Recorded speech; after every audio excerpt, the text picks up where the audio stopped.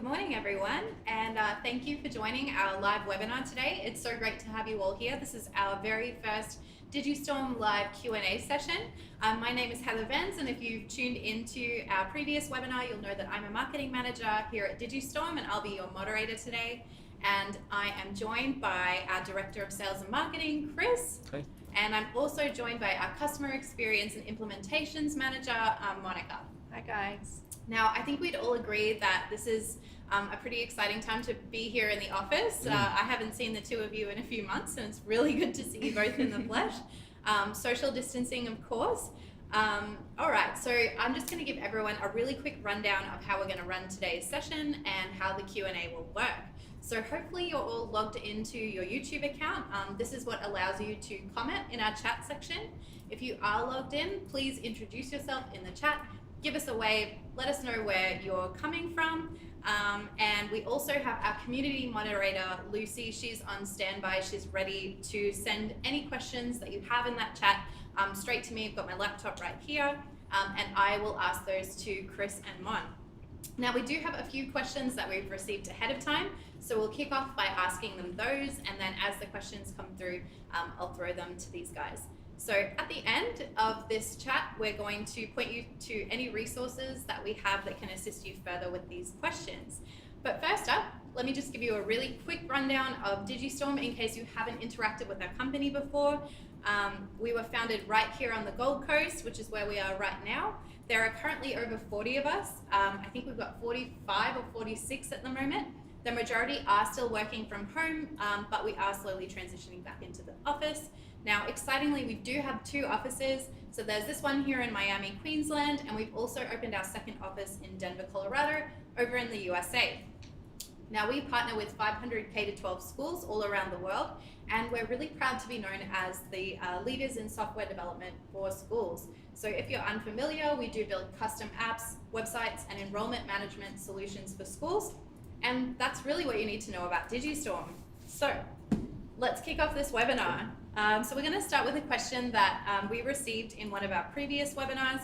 That was the one that I ran with Tara. We gave an answer, but I would love to have your input on it as well. And that is, where should schools be focusing their marketing efforts right now?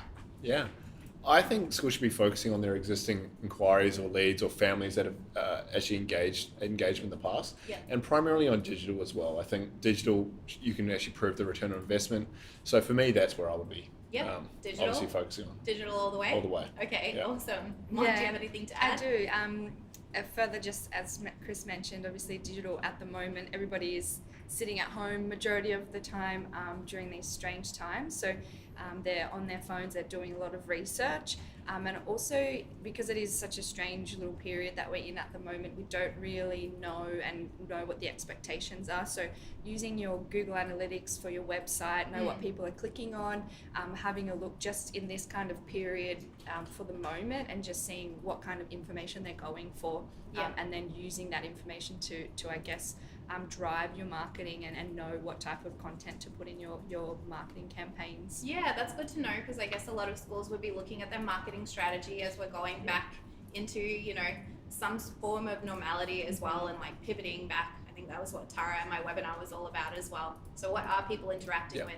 How do we kind of amplify that? Yeah. All right, so one thing that we got asked as well was if we should be pausing what we're doing at the moment, or like we just don't want to be seen as insensitive. So are there some examples of schools that you've seen that have done a really good job of sort of keeping those lines of communication open, sensitively communicating with prospective parents?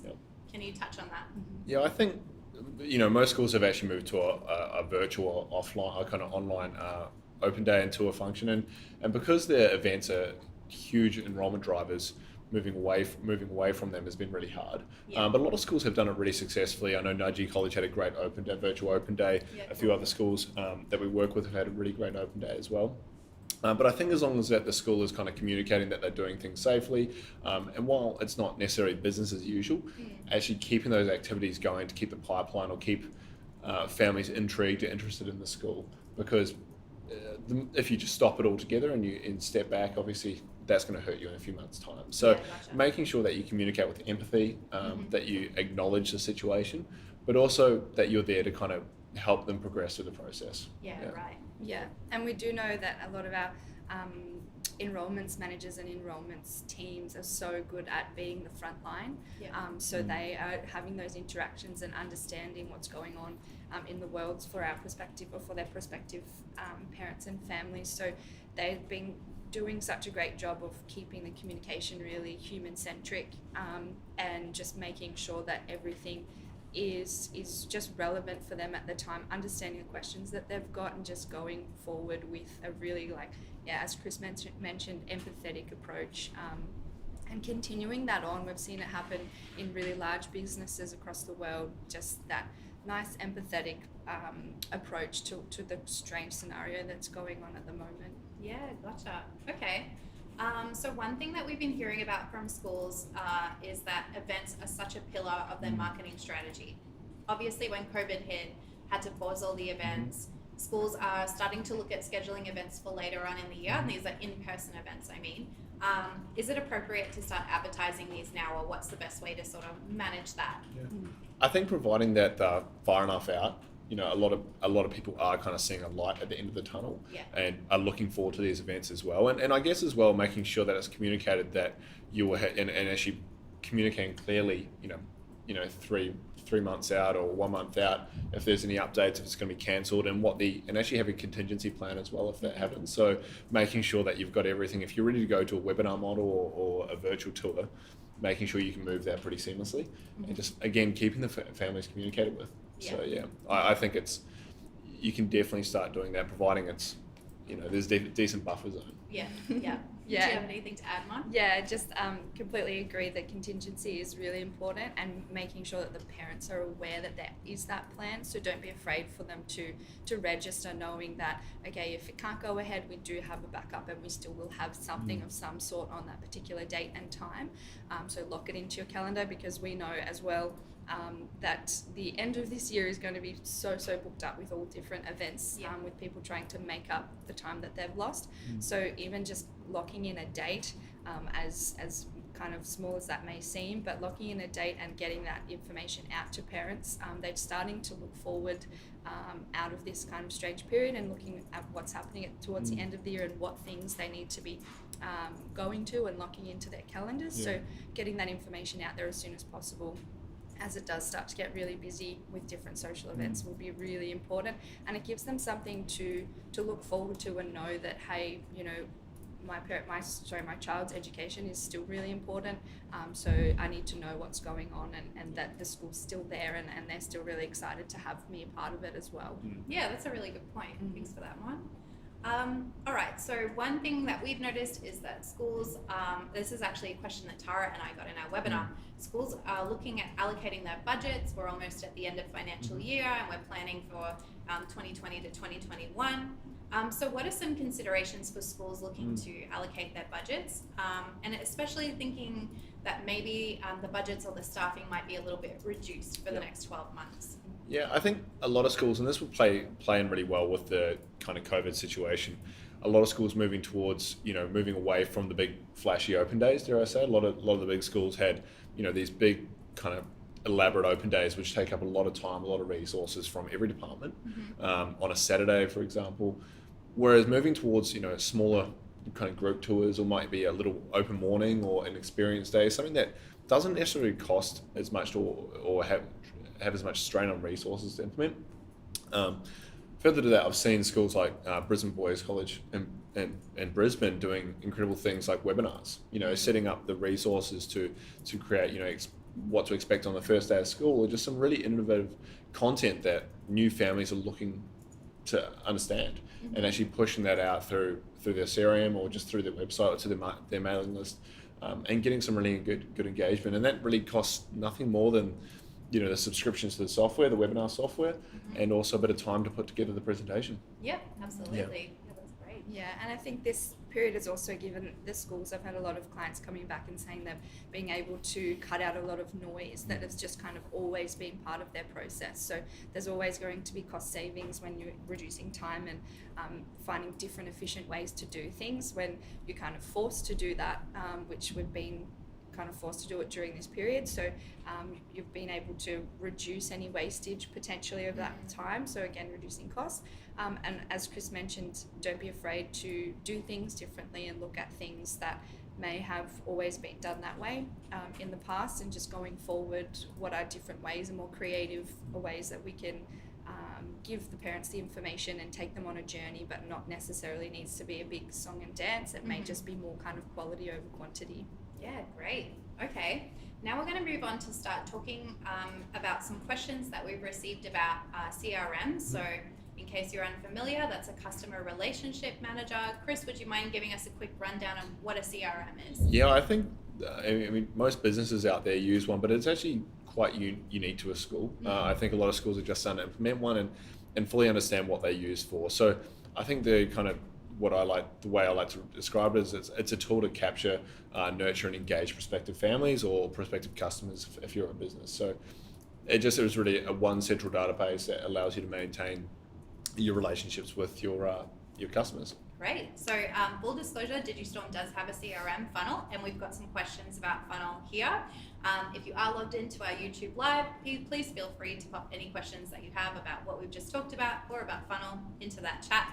Okay, so the first thing, and this is something that we've been thinking a lot about at Digistorm with our own personal CRM, is cleaning up your contacts, engaging kind of some of those maybe lost leads in our CRM. Can you give me any tips about how you would go about cleaning up your contacts or finding some of those hidden gems? Yeah, I think searching by last activity date, seeing when the last activity date was on a client record or a family record.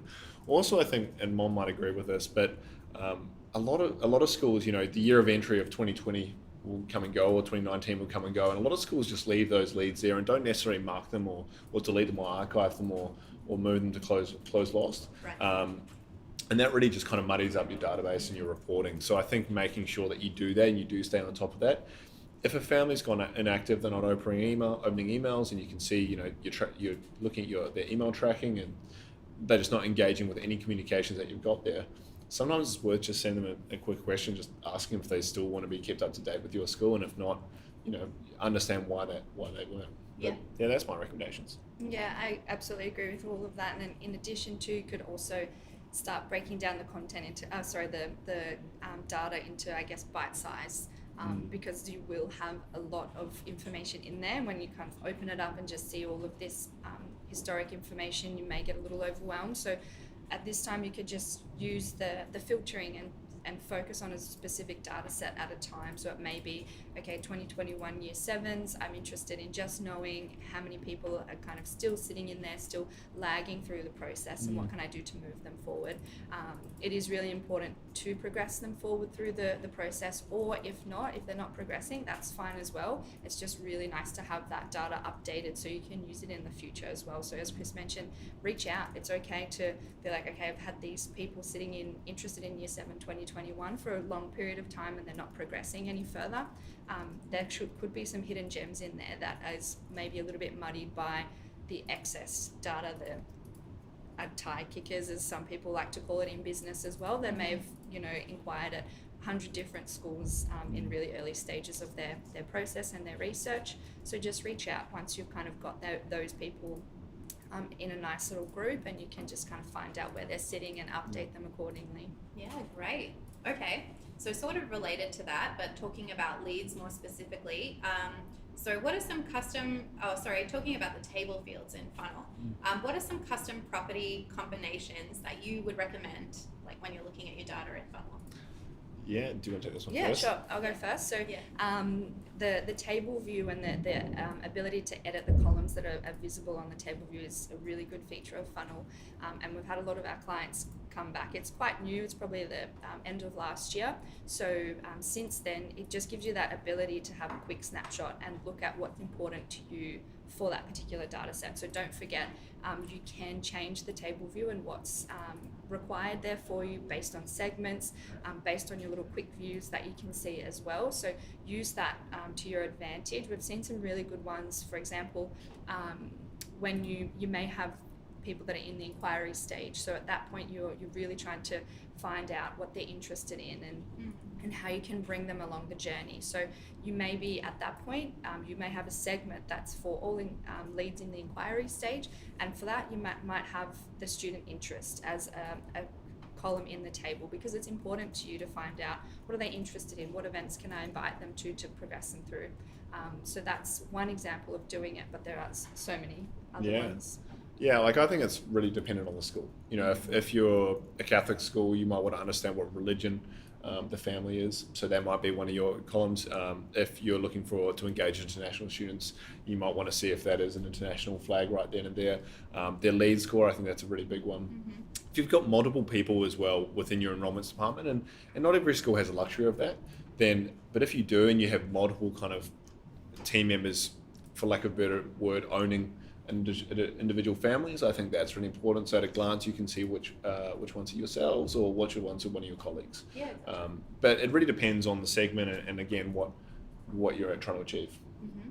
Now, Chris, you just touched on lead scoring. Yep. Could you tell me a little bit more about how you can use lead scoring in your enrollments process? Yeah, I think lead scoring, for lack of a better word, it is or phrase, it's adding weights to attributes, key attributes within a family. So it might be that, again, I'd use if you're a Catholic school, you're obviously looking for Catholic families or your ideal family of choice. So you might assign them 10 points. Mm-hmm. Whereas if someone's a different religion or, believes in a different religion, they might get a bit less. Or perhaps the family has a sibling at the school, they might get 15 points. Yeah.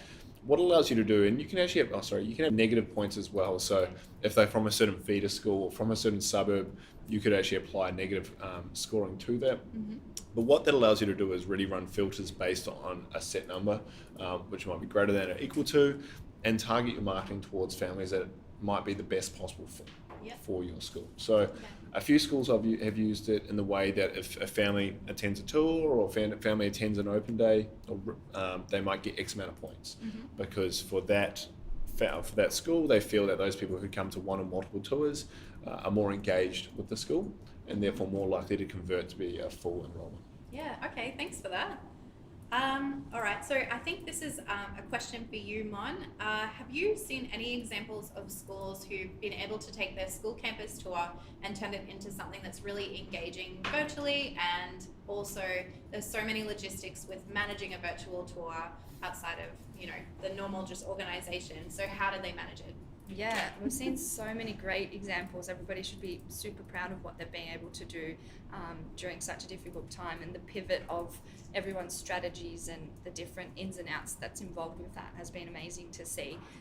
We have obviously seen some really good examples from schools down south, and also right up here in Brisbane yesterday, Villanova College did a great virtual open day. So, and I'm looking forward to chatting to them this afternoon to see their feedback. But in the lead up, a lot of the schools have just been leaning on us for the management of it, in terms of just wanting to make sure that they update all of their communications, all of the registration forms to say virtual, because a lot of people may get scared off when they see the word open day and think, well, I can't come to that, so I'm not going to register. So just making sure that they update simple terminology across every single area and touch point that the parents might have, and then that also follows on with the follow-up communication that is triggered off pre-event, just making sure that they have the link for people to jump on and making it really clear that this is what you do to access our online event. So click on the link and off you go.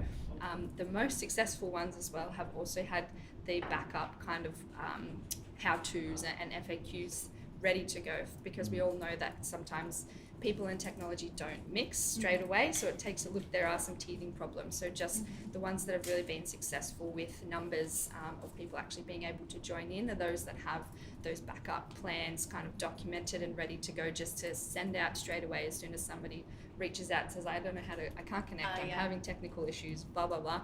So just sending those out straight away, it's been really great.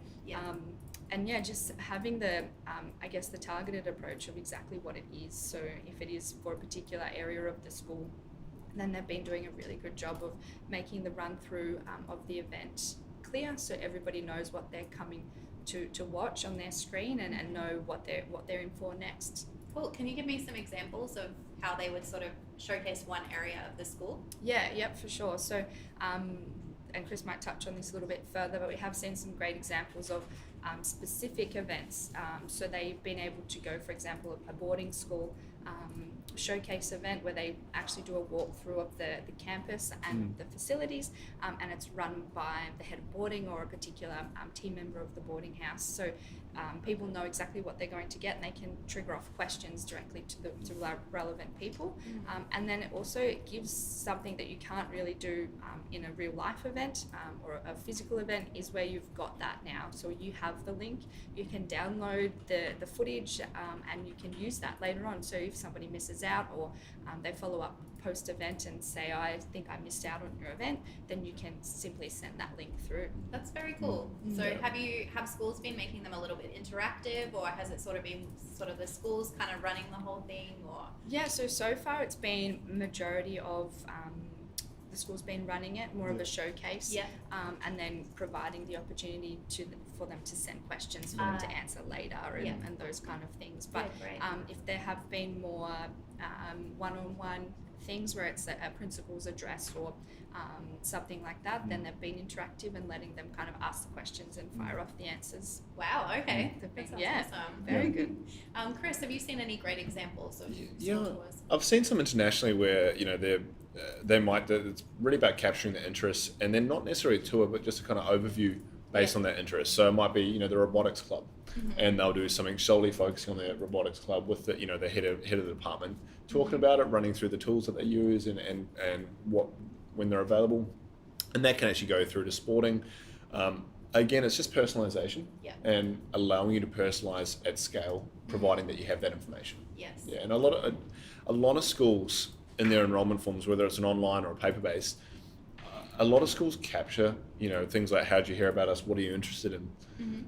But not a lot of schools kind of action it as well as they could be, dare I say. And I think it's just because they don't have an easy way of aggregating that data. So I think, it's very easy to kind of ignore, but it can be done really, really well. Yeah, right. Because of that aspect of personalization, do you see schools kind of retaining these personalized tours after we go back to like normal, after you can have a huge open day? I think that this will make schools be keen to try things differently. I think a lot of schools have done the same, not the same, but they've had open mornings, information sessions, group tours, principal tours, and open days. And I think they'll still have some of those, but they might be more interested in experimenting on those little side ones. Yeah. And I think you'll get those people who are on the fence. You'll get those people who weren't 100% sold on your school. Maybe they just weren't aware of all the things it offered. So that's my opinion anyway. What do you think, Mon? I think it's a great opportunity to use that content to complement as well. May not have thought of it previously. So now that everybody's done such a great job of producing these kind of events and producing this kind of content, then you now have the power to decide whether you want to continue down that path or just kind of use that content to complement your current process. And then, as Chris said, that now maybe this is the perfect opportunity as well to use that data that you do capture about inquiry source and how people are hearing about you and what are the child's interests, and using that content that you now have to deliver it back to them and say, I know that you're interested in robotics, have a look at our great new facility that we have, or that we're opening a new facility in 2 months' time, so come down, or whatever it may be. Yeah, that's a really good point. Okay, so this is something that we've received from a school as well. So we're looking at enrollment forecasts for 2021. What are some considerations that we need to be thinking about with the current situation of COVID? Yeah, and how do we actually do those forecasts? Yeah, I think most schools, and I think Mon in your webinar, we saw across the board a 30% decrease in inquiries, which will obviously have a kind of trail-off effect, which is really sad. I think it's really important to focus on your existing families, and well, not existing, but your prospective families that you already have in your system, and nurture those, because it's a lot cheaper to engage rather than acquire.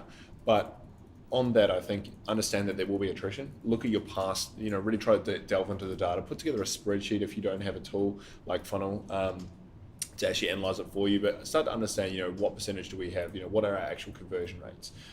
From those people, how many we approved, how many actually turned up on the day. Try to do a decent aggregate of the last 3 to 5 years, so that when you do actually these forecasts, you're focusing in with attrition counted into it.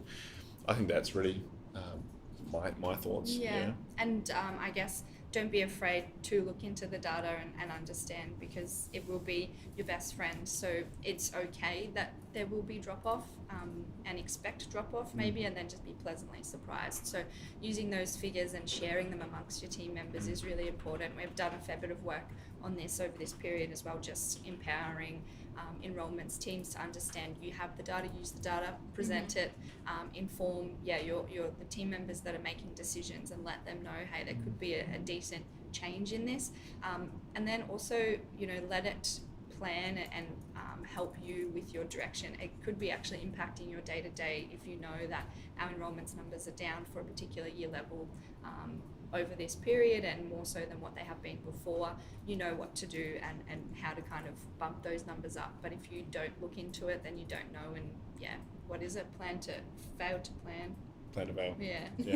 And if you do have funnel, you've got an enrollment planner report, Yeah. And that has forecasts, that builds into that. So just talk to your customer success manager, and they can run you through it. Okay, excellent.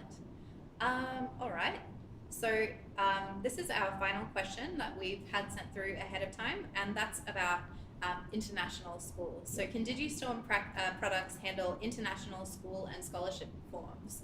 Yeah, look, absolutely. We've got a lot of schools who will have enrollment form for domestic and enrollment form for international. In this international, you might be asking things like agent details, and that might be assigned to a different person within the school as well. So look, for sure, we can handle that. We have done scholarship forms in the past, I think, for a few schools. So we do have a few examples of that. Mon? Yeah. Particularly, just one that popped into my head was Scott's College Wellington. They've done a really great job with their forms and making that suit their process. They have quite an extensive different scholarship process, so we've built a number of different forms that suited their requirements for that. So we've done a really good job. All right, excellent. So that's all the questions we had planned. If you do have any questions, I'll just give you a couple of minutes to pop them into our chat. And while we do that, I'd just like to say thank you to Chris and Mon for both your really thoughtful and interesting answers that you've given to these questions that we've had sent through. Thank you to everyone who's tuned in to this live Q&A. It's something that I'm hoping we can run pretty regularly, because I think it's really valuable to clients, but we'd love to hear from you. So please let us know. If you do have any further questions after this session ends, or if you're thinking about something and it pops into your head, please feel free to get in touch. So the email address that you'll need is marketing@digistorm.com, or just hit reply to any of the emails that we've sent you about this session. Now, we do have some resources that you can access that might provide some further clarity about some of the things that we've talked about. So one, Chris ran us through lead scoring. I think lead scoring is such a valuable tool. And we do have a resource that's all about lead scoring on the Digistorm blog. So it's called Lead Scoring to Speed Up Your School's Admissions Process. I'd highly recommend you check that one out. Mon's also written a great piece. It's called What Does Customer Experience Look Like in 2020? I would also recommend you have a look at that. She does take into account sort of our experiences with COVID and how we need to really be thinking about our customer experience in light of all of the crazy things that have happened this year. We have a great post about going virtual and taking your events online. That was written by Lucy. Lucy's the one who's monitoring our comments at the moment. So again, that just mentions some of the things that Mon and Chris have talked about. So taking your campus tours, taking other events, webinars, and putting them online. And finally, we do have another couple of webinars coming up, and I'd highly recommend you register for those. So Chris is going to be in both of them. He's really looking forward to it. So we've got Thought Leadership in the Education Industry. That one's on the 22nd of July, and Chris will be running that. And then we have a really exciting one. So that's in conjunction with our partners, Clipboard, and that's about managing your extracurricular communication post-COVID-19. So as we all know, extracurriculars have been completely changed due to COVID, and now we're pivoting back. So how do we sort of manage that? And Chris will be talking about that with a couple of the guys from Clipboard. We're really looking forward to that one as well. All right, thank you so much for tuning in. We'll wrap it up there, and we'll see you at our next webinar. Bye. Thanks, guys. Cheers.